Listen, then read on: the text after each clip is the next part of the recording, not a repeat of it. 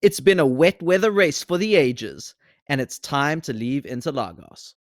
But the road out of Brazil is at a standstill, so you might as well cool those brakes. Tune into the relaxing tones of Traffic Paradise Radio and chill with us for a while. Nice paradise, like traffic paradise. What is this one? Hello and welcome to Traffic Paradise Radio. I'm Uno, and joining me today is Immy. Hi. How are you doing, Immy? Did you enjoy the race? Enjoy is a strong word. It was long and very, very draining, I think. But it was entertaining as well, so wow, Brazil. It was very stressful. Yes. I will not lie. Sunday was the most stressful Sunday I've experienced in a very long time, and I would not like to relive that experience, but it was a very entertaining race, definitely. So to discuss all those good and bad things, we will now start with our Paradise and Purgatory segment, which we do after every race. So, Immy, would you like to start us off and tell us who you're sending to Purgatory this week? I certainly would. I am sending Lance Stroll to Purgatory. Now, I feel like there weren't a lot of hard hitters in Purgatory this week, but Lance spinning out on the formation lap, which he says was a brake failure, and I'm happy to say probably, because you normally don't just spin out on the formation lap unless there's something wrong. Brazil 2 years in a row now. But to then be in the runoff, right, you haven't crashed or anything, you could possibly sort of get back. I don't know what they do if you spin up in the formation, if that's it or if it's not. But to then drive directly into the gravel, surely there was another way around that. Surely you didn't have to beat yourself. I mean, props to him, because he definitely chose a good one to not start. I see the rain clouds. I'm gonna check out now. But still, after the mechanics rebuilt that car, just not great. Yeah, I do wonder if he was maybe just like, I'm over this. This weather's terrible. I'm gonna go inside and be warm and have a nice cup of hot chocolate. Yeah, it's unfortunate. I always feel bad for Lance because he has like the most awkward mistakes sometimes, and I think he's a decent driver. Like, I don't think he's terrible or anything. Oh, for sure. And he's got his days where he's really on his game, but yeah, it was just a weird one. But I think also, you add to that the fact that the drivers have probably had less sleep than they intended to have that night, because qualifying happened. They already did quali, then they did the race. They probably stressed out of their mind because of the rain and everything. That's when those little mistakes are going to creep in, and it just takes one moment of, anyone who's ever driven a car just on the road, not even in a race, will know that it just takes one moment of like not concentrating for things to go badly very quickly. And I think that's just what happened with Lance. But yeah, it's very unfortunate for him. But yeah, he probably does deserve to go to Purgatory, because not even making it to the start line is it's a problem. If that's like, in order to finish first, you must first finish. Well, in order to start, you must get to the start line. So yeah. Okay. But yeah, good candidate for Purgatory. My candidate for Purgatory is a little unorthodox. For the most part, I try to choose drivers.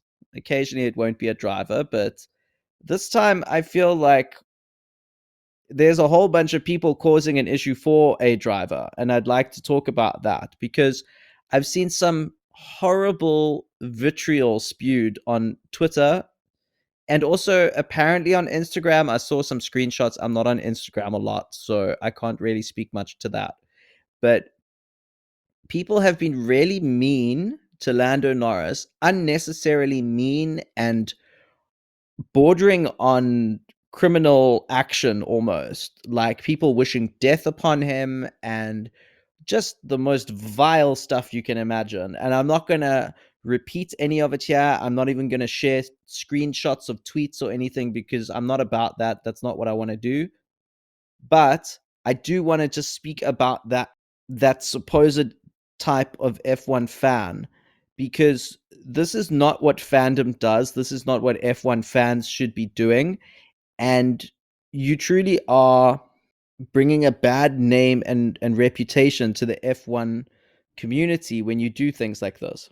No matter how much you dislike a driver, calling for them to die is not acceptable.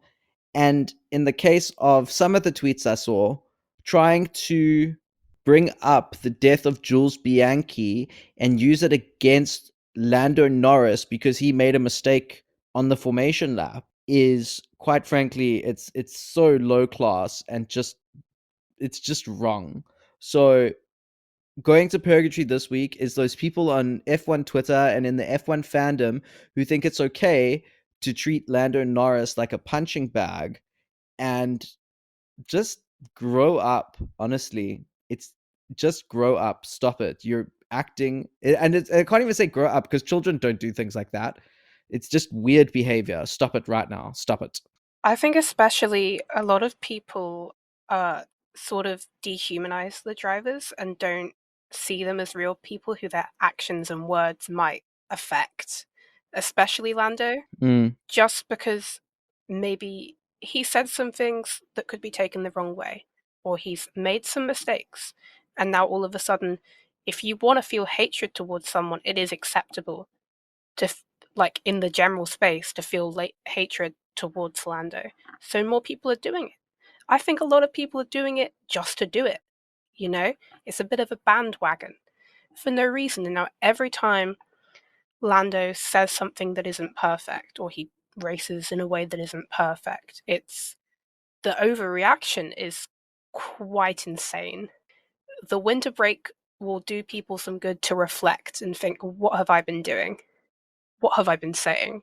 People need to reflect because it's just, you know, unsavory to say the least. No, absolutely. And yeah, I didn't even want to have to bring it up today. I was actually going to do Lando for my Purgatory pick because he had a horrible weekend, and then I just saw all this like horrible stuff being said about him, and I was like, I'm not going to add to this. He's had a bad enough weekend. I don't need to add to his like pain.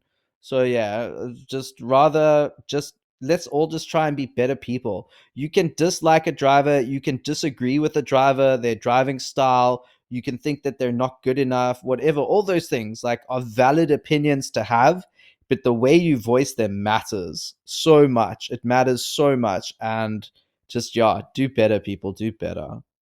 Go book yourself into a nice spa, get yourself a treatment, rethink how you want to like approach the sport, because you really are not adding value here. So, Lance Stroll and the horrible people of F1 Twitter, you are sentenced to purgatory to atone for your sins on and off the track. May the gods of motorsport have mercy on your souls. Now, after sending those devilish candidates down to purgatory, we will now uplift a few candidates to paradise. So, Immy, would you like to tell us who is your paradise candidate of the week? Going to paradise for me is Alpine. Woohoo! What just a wonderful weekend for them. Something that I think, given the season they've been having, what were they on before this? 13 points in the constructors, I think. Nobody could have expected. The team, the drivers, first of all, Ocon qualifying P4, putting himself in that great position. Pierre, I mean, a bit of it was luck, but also he was out there and he benefited. And they got a double podium. Just absolutely no one could have seen it coming. And now they're P6 in the constructors. Just a mega weekend for them. The crews, the strategy team, the drivers, the mechanics, everybody can be very happy. And I'm sure it's lifted their spirits a lot. I do not think there's a single person who watched that race who was angry or unhappy about them getting a podium. Yeah, I can't think that would happen. It was it was just like a fairy tale story. It was lovely. It was so nice to see that this team that has struggled so much this year was able to achieve that. And I'm saying that as like, I mean, like, well, we'll talk about it later, but I'm pretty sure one of those podiums belonged to my driver. But anyway, I was still very happy for them because they really did deserve it. And it was such a beautiful moment to see Pierre and Esteban on the podium, just elated and happy and doing interviews together and hugging each other because they have some serious history. And it was just so lovely to see that that sort of all washed away in the moment and they could just be two teammates who had a really good race and just enjoyed themselves. And yeah, it was just a beautiful moment. One of those rare podiums that we get. Usually you get, if you're lucky, you get one a season, and sometimes you can go whole seasons without something like that happening, and it's part of the magic that makes F1 so special. So I think that's a very good candidate for Paradise. But if you think that's extraordinary, wait for Yuki Tsunoda, because my man, he pulled that tractor to P3 in quali, his best quali performance of his Formula 1 career. And he was in third place for a third of that race. Unfortunately, he chose to go onto wets when just before the race was red flagged. So he was effectively lost ground to the other drivers who did not pit. No one's fault, really. It just happened. It was a luck of the draw thing. Can't really fault anyone for it. It wasn't the team strategy error or his error. It was just one of those things. But what's really painful about it is that he was well on his way to getting a top 5 finish, and if not, a top 3 finish, which would have been his first podium. So, other than that, he drove a perfect race because he didn't go off track. Lots of drivers were slipping and sliding. There were world champions going off track.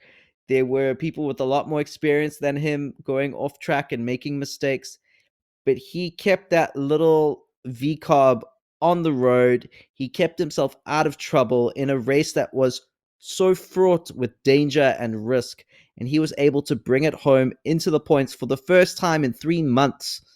My guy, my Yuki, I was so, so happy with his performance. Yeah, on the strategy as well, going on the wets was actually the right call.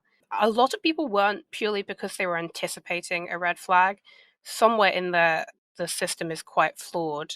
But when Yuki put the wets on, he was lapping, I think, 10 seconds quicker than other drivers. And then he could only monopolize on that for 3 or 4 laps, which is really unfortunate. I don't even think it was that long because I think the virtual safety Oh car, no, yeah.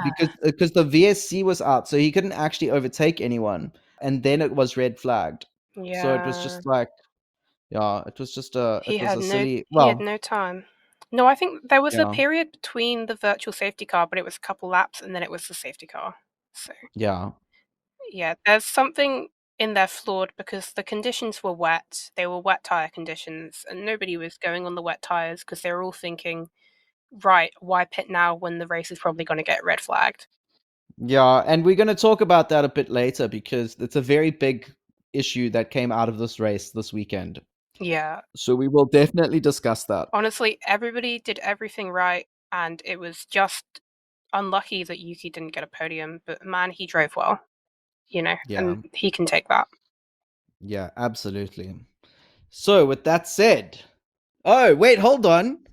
We have a special Paradise Candidate of the Week that comes from all of us here at Traffic Paradise Radio for his return to the top step of the podium and a masterclass in the wet going from P17 to P1.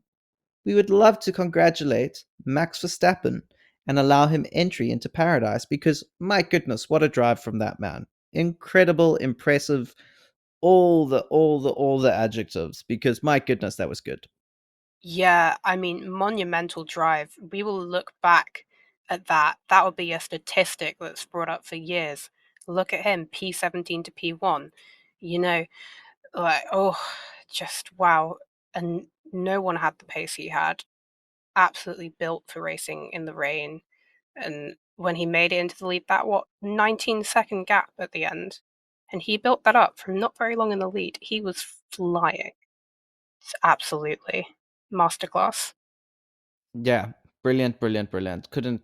You couldn't fault him. He was, and often you can fault Max Verstappen for some Yeah, of his driving and his especially moves. recently. Yeah, this was not one of those occasions. He was just brilliant, brilliant, brilliant. Couldn't, yeah, just amazing. So, with that said, Alpine, Yuki Tsunoda, Max Verstappen, for pleasing the gods of motorsport, you are granted entrance into paradise. Ascend. We'd love to hear your choices for Paradise and Purgatory of the week, so leave us a comment below and let us know. And if you're enjoying the program, please leave us a like and consider subscribing. Now, we have a couple more points from the weekend we wanted to talk about, starting with the sprint. A summary of what happened. Oscar got the sprint pole, which, good for him, I think, after what has been a couple of hard races, to show that he does have pace in qualifying and he can come back from maybe not the best outcomes. And then Lando won, team orders were executed rather controversially, I think a lot of people would say. I don't think they were controversial. I think they should have implemented them a lot earlier. Yeah. I think they were yeah, the controversial part is when they implemented them, not that they did implement them. No, Because I agree. It's when. my goodness, like if you're gonna do it, do it. What are you waiting for? I feel like I'm in that freaking I Know What You Did Last Summer movie, and I'm Jennifer Love Hewitt. I'm like, what are you waiting for? It's just so silly. To me, team orders in a sprint, I mean, I understand why they did it, but it was one point. In hindsight, it's not worth it now, but it was worth it then. I think Oscar was going to do it, and he was going to do it when he asked them, but I think to some extent there was some agreement of letting him lead for some amount of time. Or they were trying to build a gap, is what they were trying to do. They wanted a certain gap to Charles before they did it, and they never actually got that gap.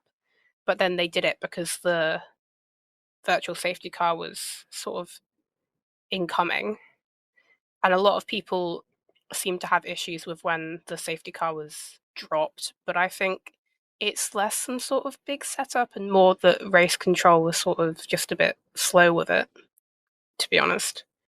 Yeah, I don't buy into the conspiracy theories. I No, really I don't. think we all need to take a look and be like, hmm, let's touch some grass, shall we? Yeah, that's well, or don't if you're a Formula One driver, because then you spin. And finally, in the sprint, Max got a penalty for virtual safety car infringement, which was 5 seconds and a penalty point, which, wow, which dropped him back to fourth. So Lando actually made up some pretty good points on the Saturday, and things were looking quite good for him. Now to quali. What a monumental qualifying. There were a record equaling amount of red flags. Just absolute madness. Oh, so to go over the causes of those. Franco crashed out in Q1, then Carlos crashed out in Q2, then Lance crashed out in Q2, and this was yet again controversial because of how long it took them to red flag it. 40 seconds. Red Bull thought that if they red flagged it at the start, that Max would have been P10. Uh, Red Bull, best not to mention safety cars and being played for tactical advantage in order to make a championship fight more interesting, because you don't want to go there, brother. You don't want to go there. It's just going to open Uh, up a kettle of worms, a can of a worms, a kettle kettle of of worms. worms. I It's a don't know why can. there would be worms in the kettle. Yeah. Why would there be worms in a can either? That makes no sense. I In don't know fact, if the a kettle can's makes more if the sense metal's because rotten. because because the maybe. I don't But then it's already open. know. I feel like a worm, it's easier for a worm to get into a kettle than it is for a worm to get into a Okay. can. Anyway, Obviously the kettle cannot be hot, yeah. because then it would Although they'd be dead. okay. Yeah. Okay. Yes. But more importantly, Red Bull, don't do this. Just don't do this. Always, always, always, always, always. Incompetence is a far more likely answer than conspiracy. Yeah. I Always. mean, and at the end of the day, there's always a delay between the yellows and the red. And normally it's not 40 seconds, right? But Red Bull think Max would have been P10 if the red was sooner, but 1 second after the yellow, I think Charles knocked Max to P11. The red would never have been thrown in a second. So really that Yeah. dismantles whatever argument they were trying to have. No, 100%. I do think they need to maybe think about what they do in a red flag scenario in qualifying because, yeah, you can still have 2 minutes on the clock, but no one can set a lap, or only two cars can set a lap or whatever. And it's just, it creates like a bit of an unfairness. I don't know. I think maybe if a session is red flagged and there's only 2 minutes left, they should put 4 minutes on the clock and everyone goes again. And then if it's red flagged again, well, shame. But Yeah, I don't know if they'd ever be that nice. I don't know. I just feel like it's a bit of a mess up when there's still time left, but no one can actually use that time. Yeah.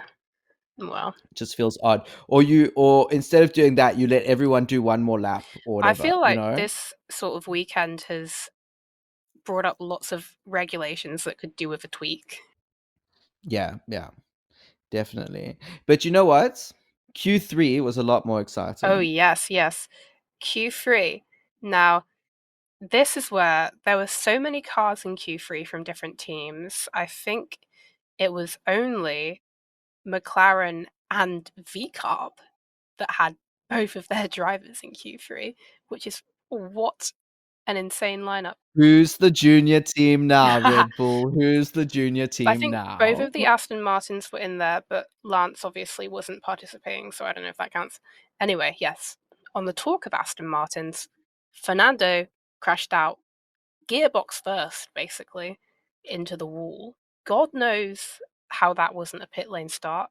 The mechanics this weekend, praying for them. Then, also in Q3, Alex crashed out, rather dramatically and scarily. God, it was not a pretty sight, that's for sure. Just Jesus. What a qualifying. And on top of that all, the results were going wild in the last couple of minutes after Alex's red flag. It was, oh, look, there goes Liam. There goes Esteban. There goes Yuki. Oh Woohoo! my god. Yuki P3 in qualifying. His highest ever start. Good for him. We now, wet qualifyings, this was not great for the mechanics or the cars or the drivers, but it does create opportunities because the rain does equalize things a bit. So I like the rain. Yuki P3, Esteban P4. It was good for the midfield.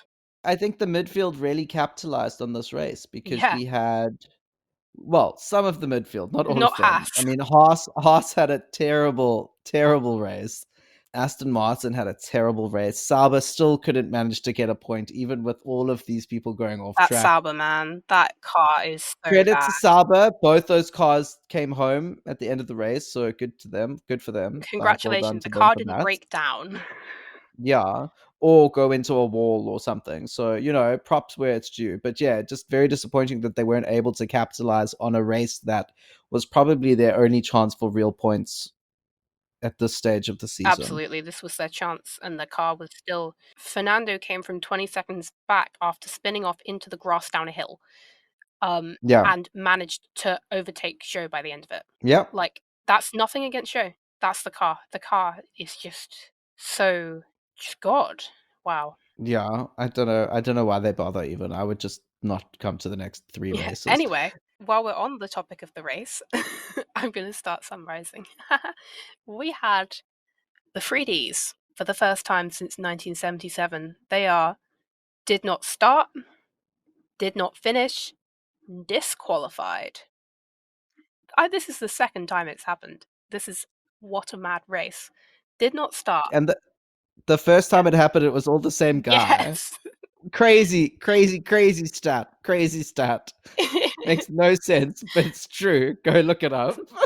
F1 was wild in the 70s. Just crazy. So, did not start Alex Albon. Damage from the quali crash, which, I mean, that car was just wow. And then Lance, obviously, who we've spoken about. A lot of people classify that as a DNF, but it is actually a did not start. Yeah, yeah. For the DNFs, we had Franco Colapinto, who had that awful crash after coming out of the pits and trying to rejoin the pack. Then Carlos Sainz, who spun out on lap 38 and hit the wall rear wing first, so that was him done. Those were the DNFs. Now, Nico Hulkenberg got a black flag, so he got disqualified. First black flag since Canada 2007. Wow. Congratulations to you, Nico. He got assistance from the marshals. They pushed his car and then he rejoined. Those are the 3Ds. Monumental race. Next, it is yet again time to look back at our predictions and see who came out on top in the inaugural Traffic Paradise Radio Competition Prediction Points Championship thing. We should come up with a better name for that. Instead of doing that, let's recap our predictions from last week. So, Immy, what did you predict last week? I predicted maybe a little too Forza Ferrari. I mean, it actually wasn't that much, but Charles Leclerc P1, Lando Norris P2, Oscar Piastri P3. Surprisingly enough, 0 points on the podium prediction. But you want to know what my wild card was? I know you do. Esteban points. Guess who manifested the podium? It was me. I said points. He certainly got points. So I get a point. Yes, some true economic growth there for you. Very good, very good. From my side, I predicted Norris, Leclerc, and then Sainz on the podium, which obviously none of that happened. But I did predict some yoints, some Yuki points, and we got them. So I was very thrilled. So I indeed also, I get one yoint in the championship now because Yuki got 6 yoints, 4 yoints. How many yoints did you get? 6. 6. You're right the 6. first time. Yes, there we go. Immy, would you like to tell us what the other members of Traffic Paradise Radio crew predicted, who unfortunately were not able to join us today to record? Yeah, we're a 2-man band today. We were supposed to be Yeah. 3, but technical issues struck us down in our Mm. prime. First world internet problems. Yeah. Tusk, tusk, tusk. Anyway. I look down on you and scorn you from Africa. Okay. Anyway, you'll be surprised to hear, though, just first of all, nobody got any points for their podium. Anyway, Neve predicted P1 Charles Leclerc, didn't happen obviously, P2 Lando Norris, P3 George Russell, which was close. And wildcard was 2 DNFs. You know what? We're 3 for 3 on the wildcards. We're doing pretty good here. Surprisingly, there were only 2 DNFs actually, because given how many people didn't finish that race, or didn't even start it, like, wow. Kira predicted P1 Lando, P2 Charles, P3 Oscar. The wild card was Red Bull Racing Seat Drummer, and that's zilch. 0 points for Kira. Leia predicted P1 Charles, P2 Lando, P3 George. The wild card was Halloween driver dress up for Media Day. Now, people sort of had the spirit in Mexico, Charles specifically. Nobody decided to bring the Halloween spirit to Interlagos. So, unfortunately, that is 0 points. Finally, Tay. P1 Charles, P2 Lando, P3 Lewis. Certainly not Lewis this weekend. That Mercedes is bad. The wild card was Alpine sprint points, which we did get. Pierre got a point in the sprint. Can I just say that I actually judged Tay for that prediction? I was like, in what world does Alpine win points in the sprint I race? remember you I can doing understand a point in the main race because Pierre or Esteban could sneak into P10, but a point in the sprint when there's only 8 places that get points, never gonna happen. Oh my And god. then and then they It get a wasn't double podium in the It main wasn't race even and a wet in the sprint point. sprint. You were just like, you doubting Alpine. Wow, can't believe Yeah, you. 100%, 100%. But yeah, I was well and truly dealt with that prediction because Tay was spot on. So, with that said, let's have a look at how this has changed the leaderboard. In P1, we have Kira, who stays on 13 points. Immy is in second place with 12 points. Leah has 11 points in third place. Tay is in fourth place with 10 points. Uno is in 5th place with 8 points. Boo hoo. And Neve is in 6th place with 4 points. So Immy, Tay, Uno, and Neve all picked up a point this weekend. So congratulations to all of them and to me, and commiserations to Kira and to Leah. But there's always next time. So we'd like to thank you for tuning into Traffic Paradise Radio. It looks like the road heading out of Brazil is finally clear. If you enjoyed this episode, please make sure to follow us if you are listening on Spotify, or like and subscribe if you're watching on YouTube. Also, we have a Discord server, which you can find linked in the description below, where you can join us to talk about the race, F1 in general, or just to say hi. Thank you so much. Have a good rest of your day or night. Bye-bye. Bye.